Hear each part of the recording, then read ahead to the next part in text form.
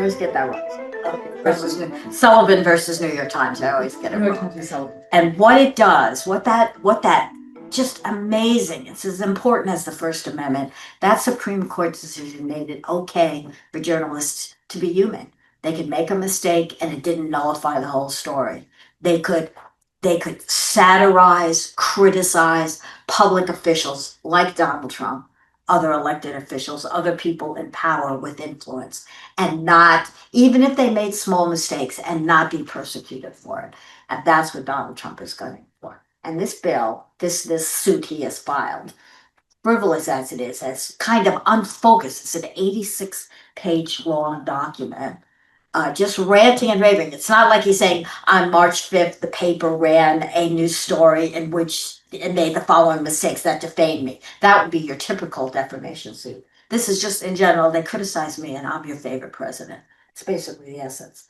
And he's going to push that, I believe, to go after Sullivan versus New York Times. Which he vowed from the beginning when he was running back in 2016. He said we're gonna open up our libel laws, as he put it, and we're gonna make it possible to sue them, and we're gonna stop the abuse, or whatever it was he said he decided was out there, what people were doing to him by reporting on the truth. It's so weird because he thrives on that ecosystem that he keeps criticizing, but he takes full advantage of it.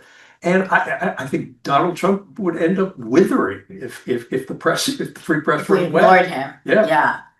So that was a major event that happened, this filing of a suit, and then the kind of, it's not really a dismissal. I wish that were the case, but it's like at least a postponement until it's redone.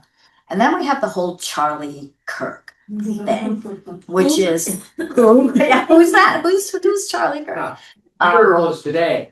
Pardon me? His memorial services today. His memorial services today, and the day of remembrance is coming up next month. 50,000 people. Yeah. How many? I don't want to divert. About 50,000. 50,000 people. From what I can tell, the reports aren't specific yet. He was. The arena's at 79. Yeah. And they rented an overflow arena as well for another they did. 15,000. Apparently it's filling up. New York Times is doing kind of a moment by moment sort of thing on it. And that is fine. I was telling Jay, listen to a speech that ex-President Obama gave about a whole bunch of stuff, but Charlie Kirk came up. And he's so gracious, he's like polite. We don't recognize that in our presidents anymore. He's actually a nice man. And he said, this was a man, a father, a husband, a friend. And you have to give grace to people who are genuinely mourning him. It's a horrible thing to be assassinated. No one, I don't know of anybody really who's cheering that. This celebratory. There were, I spoke to a friend of mine who was also really upset about the assassination, like immediately. There was no question. I mean, we both don't like the guy, and we both immediately said, this is really, A, it's heartbreaking that somebody did it, and B, it's dumb because this is exactly what you get. You get this, I've compared this to, you can compare it to either one. You can compare it to the Reichstag fire, or you can compare it to the Hearst Wessel, persona that grew out of his killing. And he became a hero of the Nazi Party. And I'm not to make Charlie Kirk into a Nazi, but he was an odious. I mean, maybe I could, right now I can perhaps lose my job. It's only a part-time job and I don't care if I lose it. So pay attention, Sue. I make a big stink about it and you really hurt yourself if you did it. But I could stand to lose my job right now because I work for a public school and I am criticizing Charlie Kirk. I didn't want him to be assassinated. I feel sorry for his two little kids. I really do. But he was a horrible bigot. And he has a stain on American politics, on American society. I don't even like what he said about Simone Biles, who is, he called her a quitter and a loser, a sore loser. She's an amazing, amazing woman and athlete. If you've not watched the documentary on Netflix, I highly recommend it. But he was one of the ones who was saying, she quit when the going got rough.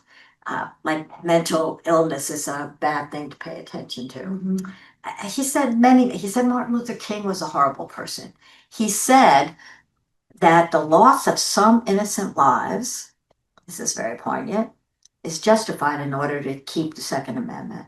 So he is sacrificed to one of the very things that he most stood up for. I think gun control might have stopped his death. I don't think that boy might have had it otherwise. I'm not sure. He probably would have. There's nothing really illegal That about him particular gun, having you it. could have had you Yeah. could have that gun in New York.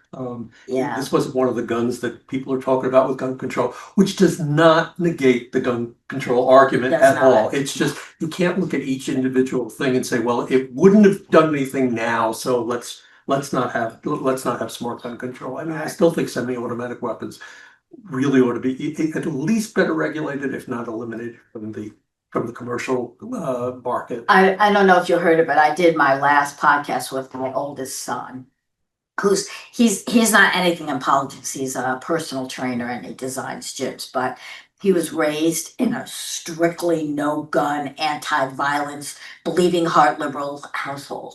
And he owns guns. He owns a lot of them. He's a hunter.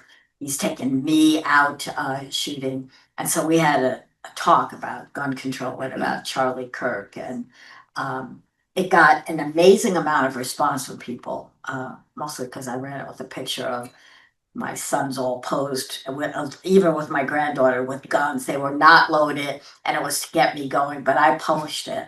That's what I thought of. Yeah, and I said, this is horrible. This is like all those congressmen, who are posing, the pro-gun congressmen who pose with weapons. And Well, it's got an AR going on there. Yeah, they did.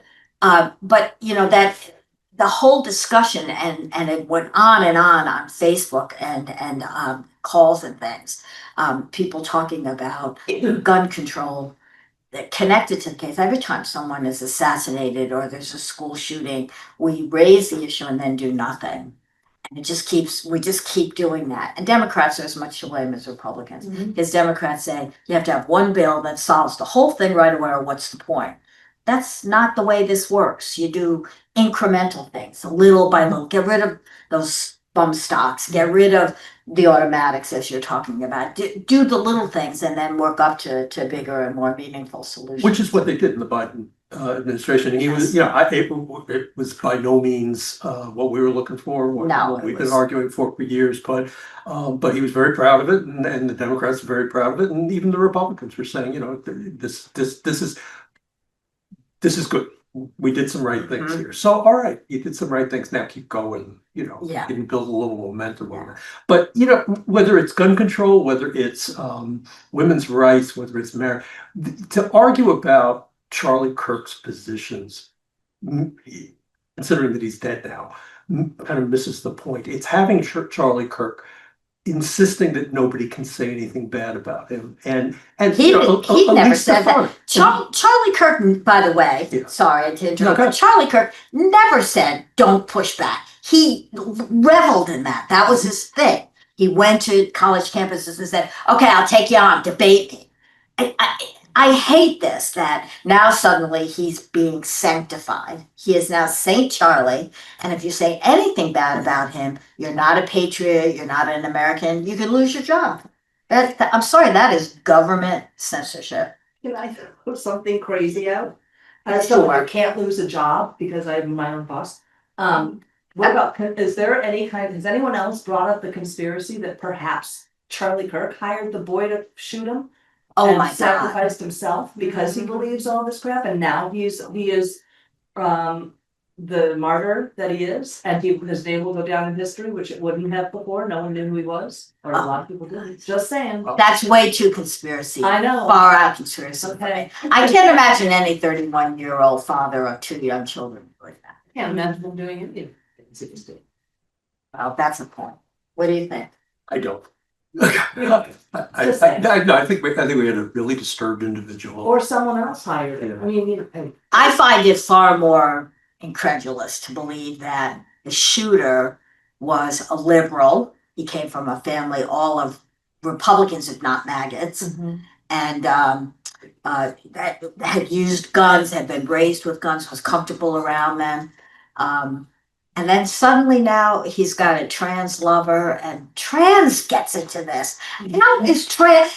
There are so few trans people in this country, and yet they're in every debate involving Trump. How does that happen? It did happen in this case, though. That was a strange twist in the whole. Sure is. The the point I was going for was that this idea that we can't just accept the difference of opinion here. So the Kimmel thing brought this home for me. Sure. That not Nexstar, but the other one, Sinclair, said they would put him back. They would put a show back on the air under 3 conditions. The first condition was an apology to Kirk's widow.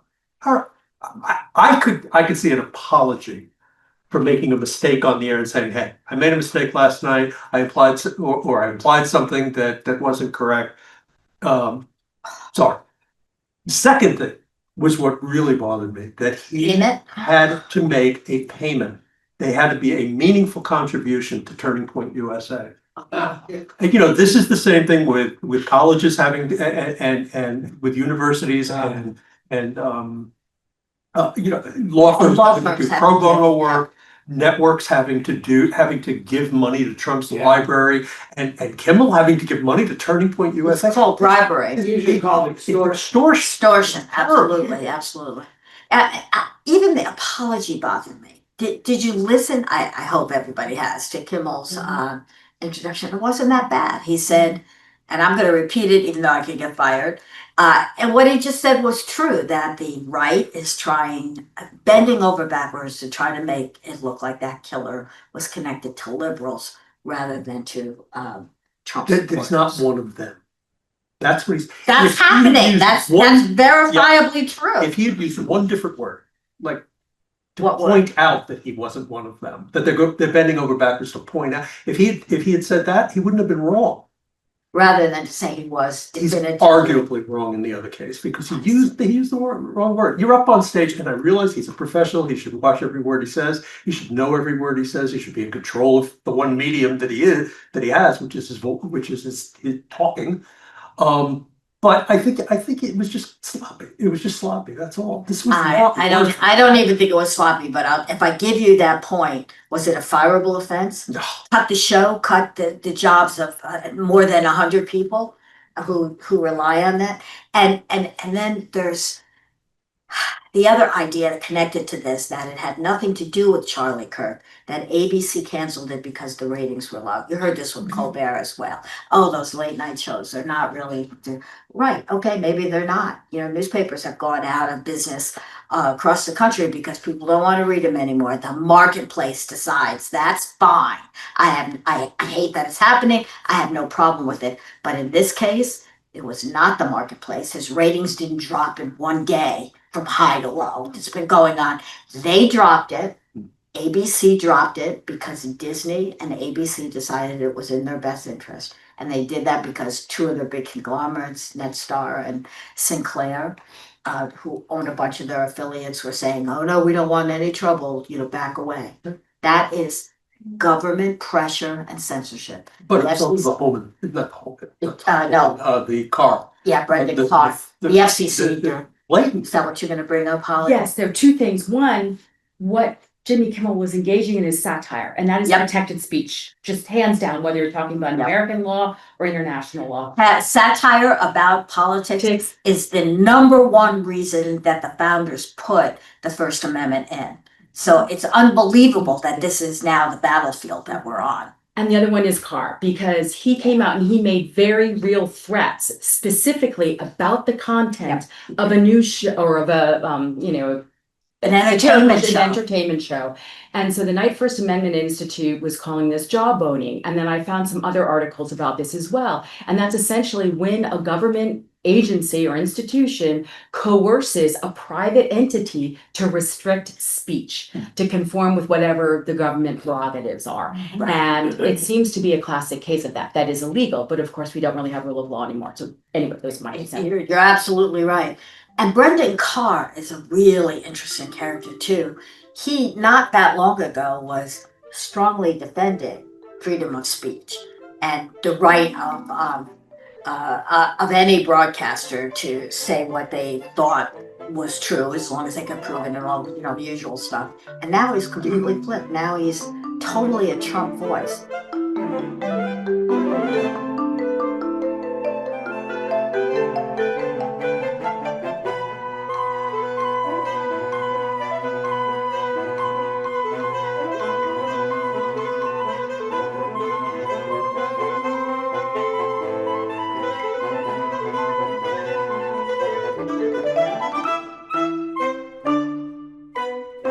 What is the power of Donald Trump that he has turned so many people? I think it's the power. Oh, I'm sorry. I have no idea, I just don't get it. I don't know how he holds that power. All the checks and balances have failed because he has sway over them. Congress is not acting the way the founders envisioned Congress acting as a check on the presidency. The Supreme Court, the rest of the court system, the federal judiciary, has really been upholding the rule of law. Yeah. And Trump he's lost 70% of the cases that have gone into the district and appeals court level. The problem, of course, is that then they go to the Supreme Court, and the Supreme Court is not doing decisions after full hearings where there's an airing of both sides and reasoned, thought out, amazingly researched rulings done by clerks and the justices themselves, which lays out why we think you're wrong. You in the appeals court and the district court who are just throwing this stuff out as junk. We think you're wrong because that's all missing. Yeah. All they're doing, there's a lot of procedural stuff. I mean, he keeps getting wins on the procedural stuff, which is this is his forte, and it always has been his forte, or his lawyer's forte. Inept as they sometimes are, and I don't think that case was an accident. The stupidity of that filing. The New York Times, no, that was planned. I think he wanted a big ego boost, and then they did. It's like, you're the client, well, you're paying. But I think the Supreme Court seems to be fully willing to play his game for as long as he wants to play it. We're just going to keep giving you these procedural wins and send it back to the lower court to fine tune, whatever it is, and maybe in another year or two, it'll get back to us, and maybe we'll make a ruling on it, or maybe we'll say, we'll go along with whatever your lawyers say, or the Solicitor General says, which it's not right, or this isn't a class, or something along those lines, and it'll just get delayed. And in the meantime, what you have is the president breaking the law, which is what the Constitution was. Absolutely. And it isn't just the Supreme Court anymore. That's a bad loss. But he's using U.S. attorneys as puppets to do his bidding. And we just saw that with the case of the U.S. attorney in Virginia who refused to indict Letitia James, New York State's attorney general, or James Comey, the former FBI head of the FBI, not just an agent, both Trump enemies. He refused to indict them because they didn't commit any crime. Not like it was a bad case or a weak case. They didn't commit a crime. That's a really kind of great reason for a prosecutor to bring a case. And so he was pressured to leave. And the new U.S. attorney in Virginia is a former model who turned lawyer who was a Trump defender. What's happening? What's weird about all this is that there's these U.S. attorneys' offices out there that are, granted, they had a referral on the Letitia James thing. So somebody in the federal government dug up something that they thought was good enough to hang a lawsuit on. But the idea, and you would know this, Holly, is it? Oh, yeah. Yeah. Do prosecutors just sit around all day trying to come up with a case against that's the target I want to get, so I'm going to come up with a case against him. I mean, usually somebody commits a crime and then they get indicted. There's an investigation. Trump is started from there is no crime. Let's find him. Trump is publicly yelling, reprimanding Pam Bondi, his horrible attorney general, because she hasn't gotten cases yet against Adam Schiff, who was a member of Congress who tried to lead the impeachment effort. So Trump doesn't like him, but he didn't commit a crime. They're trying to go after him for mortgage fraud as well. Well, mortgage fraud. Let's talk about that for just 1 second, because this is really interesting. ProPublica, the independent news, investigative reporting. This is why we need freedom of the press. So important. They took a look at mortgage fraud because suddenly we're hearing it everywhere. you know? Letitia James, supposedly, the member of the Fed that he wants to get rid of, Cook, who's a liberal, wants to get rid of her. Mortgage fraud, mortgage fraud. So ProPublica found that actually 3 members of Trump's cabinet are guilty of exactly the same act that could be called mortgage fraud. But there's confusion in the law. There's a lot of flexibility in how that works. And it is not prosecuted for that very reason. But suddenly we're seeing prosecutions for mortgage fraud because there's nothing else to get them on. They, unlike Tom Homan, are not taking $50,000 in cash and bags from the FBI undercover agents. Yeah. Supposedly just getting a better interest. Or inflating the value of their property so that they can, what Trump was. That's doing what for years. Letitia James proved about Donald Trump, right? That he falsely inflated the value of his property to get favorable bank loans. And then deflated it And to then get better deflated tax, it to challenge the tax. to get lower taxes, yeah. That is fraud. I mean, this is a guy who knows fraud. So his lawyers came up with this very cool little entity of mortgage fraud, but is it only liberals who are not deceived by this? Do people who support Trump think this is right? Well, there was my very reluctant Facebook post yesterday that apparently Ted Cruz is the new champion of free speech in Isn't that America. interesting? He still likes Charlie Kirk though. Oh, He was on both hands, so I love Charlie Kirk, but.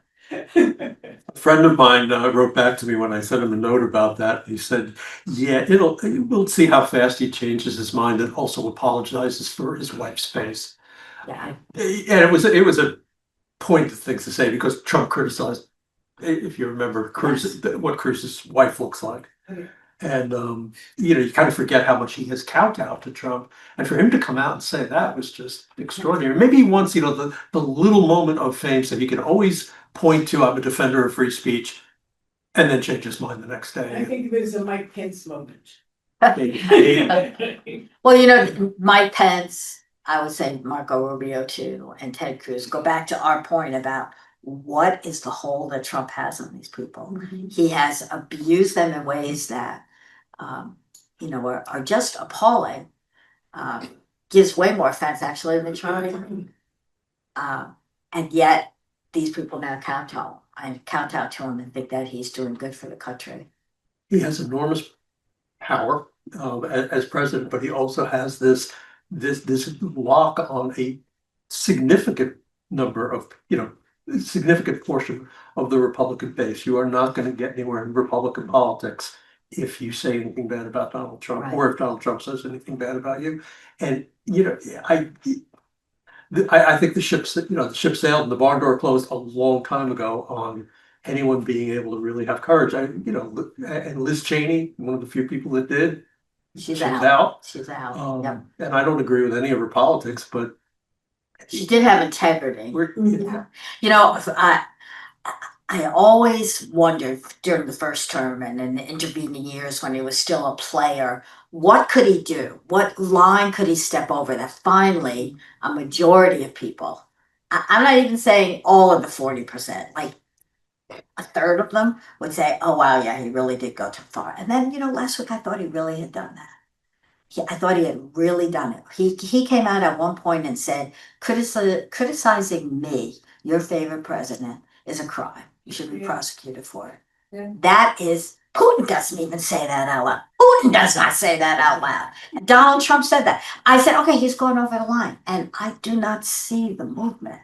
I do not see any change. no, there's So, a huge defensive. Americans want this? The whole idea of it. This is payback. This is payback for Tucker Carlson, for Roseanne Barr, for who was booted out during his presidency. Right. And there's some memes out there with a list of all the people, and that this is all just payback. There, the Kimmel thing is payback, His and the whole- attack on anyone who criticizes Trump is just payback for all that. But they don't. I resist engaging on Facebook on that kind of discussion because you're not going to win it. But I had to point out all those cases, none of those cases involved a threat from the government. This is a line you do not cross, and they crossed it, and people just I don't care. The people are paralyzed. There's just so much. I protest, I go to at least 2 protests a week. And this past week I said, oh, we're gonna hear some cars honking, we're gonna have people putting their hands out to it. No, we didn't. We still got the same go Trump, and you loser, you old liberals, which actually we really are. You old liberals, you're a bunch of losers, go get a real job. I have a real job, it's a Saturday, idiot. I hate them when they do, but they're still there, they still believe in this. I can't express, and you're all like-minded, so it doesn't even have the power. Stuff that's going on this week has been so dangerous. It's anti-constitutional. It's anti-American. It's so dictatorial. This is communist Russia shit. They're getting different news. And he appeals, he appeals to the people who have felt so downtrodden that now there are people below them. Like that's how he's getting with the ICE stuff. I think it's a little bit more Jenny. So, well, I mean, that's a piece of it, right? So if you have the really unwealthy, downtrodden people, then you have the people who he's doing some of the stuff they want him to do, and they could care less because they're getting what they want, and they know they think he's temporary and that it's gonna go away. They don't like him anyway. And then the rich people are getting richer. So it's like, I don't think there's one answer to it. I think people admire what he's doing, going after his enemies, because I'm Sicilian, man. I get revenge. Yeah. I really do. And there is nothing better than karma, when you wait and wait and then you get the people that hurt you. And Trump is doing that big time. He waited, he was impeached, he was indicted, he was convicted, he was mocked, he was forced out of office, and now he's back. And he's stronger than ever. And one by one, he's hurting all the people who hurt him. And I think he's getting applause for that. And I don't think anybody can, in any week in a normal presidency, the Holman thing alone would be consuming the White House with problems. There is so much going on at one time. There is no way to keep track of it. There's no way for people to focus on it. And then you have you have something like Kirk's assassination and the memorial and everything that kind of galvanizes people in a way. So people are watching that, and then all this other noise is coming from everywhere else. And then he's doing he's shooting people out on the open seas. Yeah, that's great. Oh my God. We could talk about that. Stuff is going on. You can't follow the narrative, which is simply a lawless president, absolutely lawless president. What happened to Epstein? Epstein's vanished off the face of the earth as well. Has it vanished? I loved when he went to Great Britain and they rolled out where his plane was going over a gigantic banner that it's a famous picture of the two of them together, Trump and Epstein. Did you watch the projection on Windsor Castle? Oh, it's lovely. Yeah. Like I say, revenge. Yeah, they know how to do over there. Yeah, that's satisfaction. Yeah, he'll probably go after them. I think there was a balloon too. Yes, balloons. The big baby The Trump. baby, yeah. How do you focus on any one of those things at a time, though? It's weird. Does it all eventually, fall into place and people get it, or is it just pick your outrage and ignore it, and then it just goes away, or the Epstein thing becomes. I don't know if the Epstein thing has gone away. I don't know. I think it's still there. Yeah. Here's my thing is, I think he has had a chilling effect, and I spend a lot of time speaking out. I could get fired. I'm still speaking out. You have to keep talking. But I have friends who are saying, I'm not on Facebook. I'm not going to write on name your platform. I'm not going to write there anymore because they could be watching. And they probably are. And I'm not going to say that. And, you're really far out there. Aren't you worried about it? I think he has had a chilling effect already. I think he's had a chilling effect on a lot of people. I'm glad to see he's still on there. But, at least Stefanik had called for Kathy Hochul to investigate every teacher in New York. Pay through college. She wanted all their social media posts looked at, and anybody that has said anything inappropriate or offensive about Charlie Kirk should be fired. 200. And what is offensive? I've said he should not have been assassinated. No one deserves it. No one deserves to be shot. No one deserves the violence. I hate all of that. But he was a horrible person. And I don't miss that. I don't miss his voice. I wish his wife would not take over. We don't need to hear more of that. So is that terrible? Should I be punished and lose my job for that? Should. I should. I mean, I would say that if we were having that discussion about I don't know, John Stewart had gotten shot. I don't know. Yeah. It's I loved Hillary Clinton was on a podcast this week. She was great. She said, I had some coverage. And it was really hurtful and outrageous and damning and mean and hateful. And I cried over it and I screamed at it, but I never once thought about calling up and say, okay, shut these people down. We've moved to another state. And it's like Obama too, who said, I don't like what Charlie Kirk said. I disagree with that. That doesn't mean I'm criticizing him or thinking, yes, he should have been assassinated. No liberal really does think that. well, that's the president who invited a critic to the White House to have a beer. There you go. I mean, it's a whole There you different go. approach. That's the Yeah, I mean, That's and to suggest that there's that he's comparable to Trump in some way because he didn't like criticism is it's absurd. We're being gaslighted on stuff like that.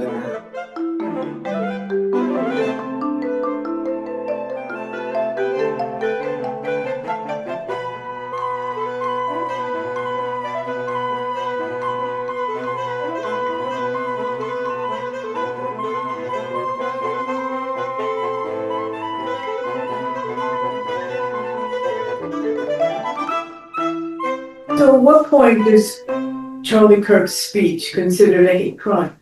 Oh yeah, what the question was, at what point does Kirk's many hateful things, when does it become a hate crime? And which of those are protected by the First Amendment? There's been a lot of discussion of that week. That's a really good topic. Go ahead. I think the fact that it wasn't, that he was never prosecuted for it and nobody ever brought up that idea, well, it is a testament to the tolerance that was, that actually does exist in this country.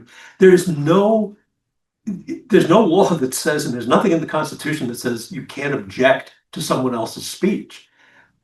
And that's what people do, and that's a healthy thing. If there is objectionable speech, people talk about it, people shout it down, people do whatever it is they do to do it. That's what happened with Kirk. People would show up and argue with him. I'm not saying that made him a saint. I listened to some of those exchanges, and somebody compared him basically to a talk radio show. He just didn't have the kill switch with him. Right. But that's what he was like.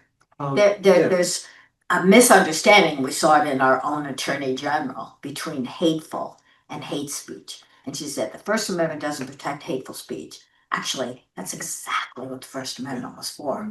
That I can say things that you find offensive, horrible, you want to kill me. And I can say that with impunity in America. At least I could up till the Trump administration.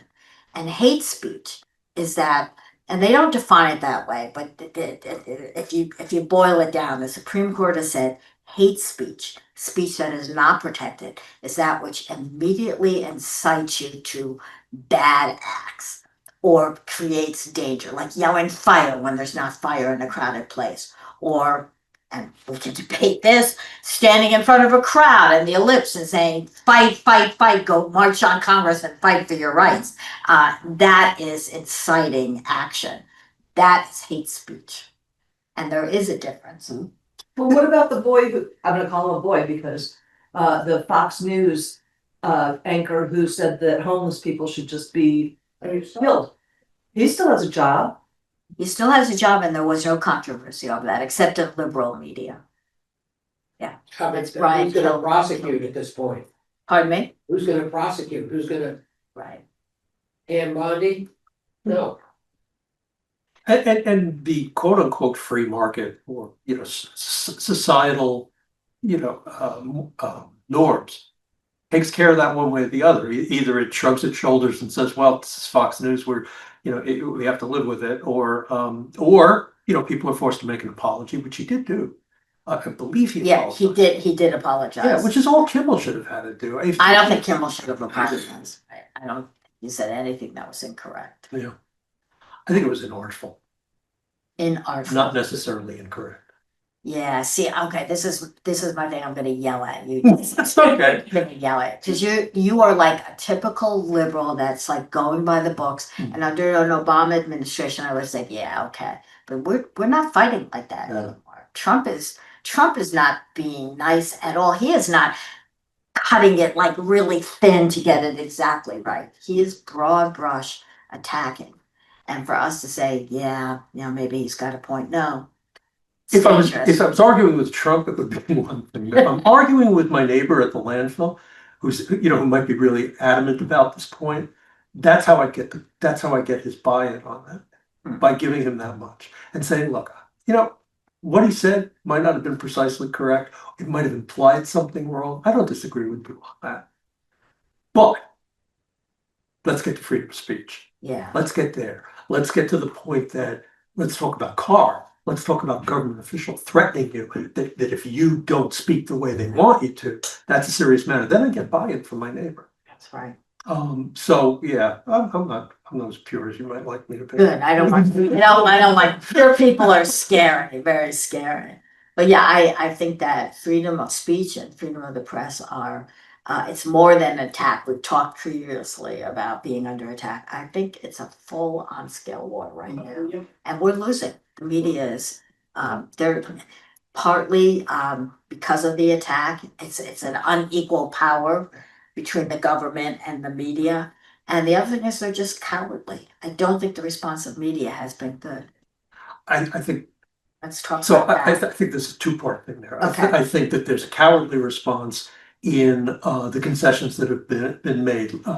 Having settlements with this president never should have been done by power. Media organizations have the money and they have the corporate power behind them and they have the corporate money behind them to stand up and say, we're going to fight this. We're not going to allow this to happen. And we're not going to roll over. Every time they roll over, you get that. You get this perception that he is invincible, that he's all powerful, that you're going to get steamrolled. Same thing with the universities and on and on and on.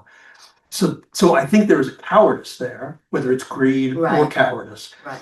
I also think that, to some degree, the handicap, and it's also been a strength for media for a long time, is that we don't engage, is that on the news side, we don't engage. We take it because we're big boys and girls and we can handle that. And we don't become part of the story, so we don't get into an argument with him. And we sit there very, very nicely like Charlie. That's totally been the And that's a norm. weakness now, unfortunately. It is a big. It's perceived as a weakness. And it's frustrating. I'm on the opinion side, so I don't have to do it. But even on my side of the building, I have to be, which is why I also look at I try to look at both sides of the issue and say, all right, maybe Kirk's comment was inartful. Maybe it was arguably wrong. Otherwise, I'm not going to convince anyone, and I want to be a fair journalist about it. If I wasn't a journalist, I would probably not give any quarter on that at all. But being fair. I think I worked in American journalism and then went to Eastern Europe, which is authoritarian, sort of like we are now. And I lost my purity. You still have it, which is like we don't become part of the story, but the media is part of the story. We are part of the story. Listen to Trump, listen to all of his minions. He makes us a story every day. See, they're lying, they're untruthful, they won't answer, they're afraid to talk back to me. We are part of the story. And for us to say, well, we don't do that. That's not our norm. It doesn't work anymore. We have not learned that yet. He's been doing that since 2016. I Yes, remember yes. those We have not rallies. He responded well. would point to the media every rally. This was his shtick, and it was one of the many things he did. There was always get him out of here. There was somebody you had to throw out, and on and on, and pointing to the media in the back of the room. Look at him back there, fake media. I call them the fake media in case anybody didn't know. It's an act. It was a terrible act, but people loved it. Very forceful, Yeah. and it was all over the internet this past week. The other famous leader who had thin skin, who could not take criticism, was Hitler. And Goebbels, his propaganda minister, went after media that told bad things about Hitler. We're at that stage. Yeah, I with the Charlie Kirk thing and the Jimmy Kimmel thing, this whole thing has made me think a lot. I've been using these, and I keep prefacing it every time I post something on it. I don't like to put play the Nazi card here, but the echo of history is tremendous. Yeah, it's you talked about the Reichstag fire. Yeah. That's what Charlie Kirk is being used for by the maggots, Yeah. which is, oh, this horrible thing has happened. We have to stop this. We have to change things. And we were talking communist then, which is essentially another word for leftists Yep. back in the 30s. Absolutely. Yeah. The only real difference, the only meaningful difference maybe, is that both sides don't yet have an armed force behind them. Now Trump has an armed force. He's got the government, but we don't have the parties themselves but that line is starting to blur with. Yeah, to really start. But they used to brawl. There would be brawls and shootouts back then. That was a different. We have ICE on the streets Yeah. right now with masks and no identifying or multiple identifiers, so that doesn't make any sense. Kidnapping people off the street, standing up for Trump. We have troops in Washington, maybe in Chicago. Where's the other way? Memphis. He wants. Why does he want to go to Memphis? I don't even understand. Democratic mayor. Pardon me. Democratic. Dem- In Oh, a yeah, Republican Democrat. state, so the governor won't stand in his way, and the mayor has to find out about this on social media. It's crazy. Yeah, so we're increasingly becoming very militarized, very much paying attention to what Trump says, and we have to buy it, or at least not criticize it in public. And you have people, American-born Americans of color who are carrying their passports on them. Yep, Yeah. So maybe that's different from the yellow star, but not allowed. come on. Right, Well, and the Supreme Court has backed that. If you speak Spanish, you're suspicious. right. Yeah. Now you can Or Creole or anything. have an iPod or an AirPod in your ear, and nobody will hear it. Certain tattoos are being identified. Oh, that's frightening. Or Or just being in a place. We pulled up to Home Depot down in Washington.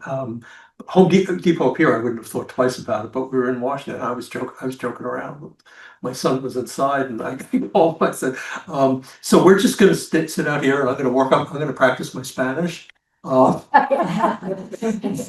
ask anybody if they have a day job for me and see what happens."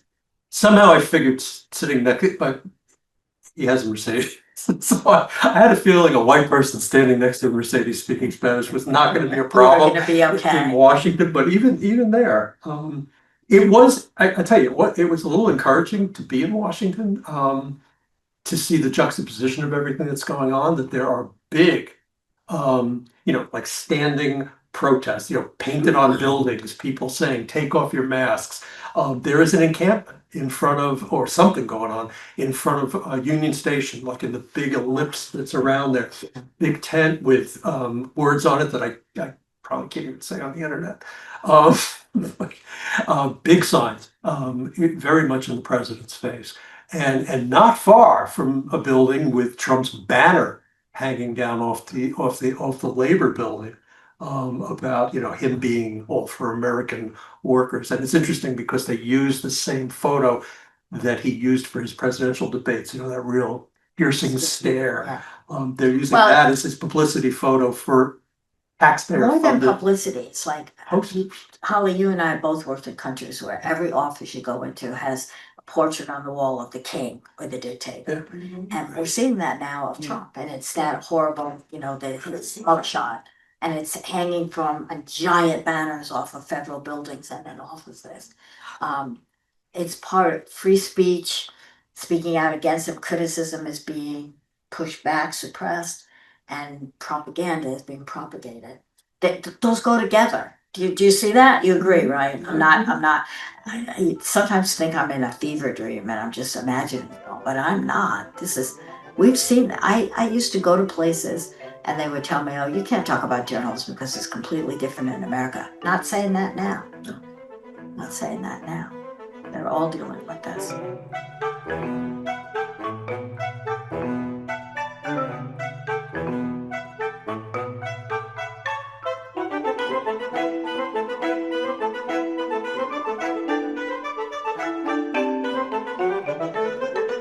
you.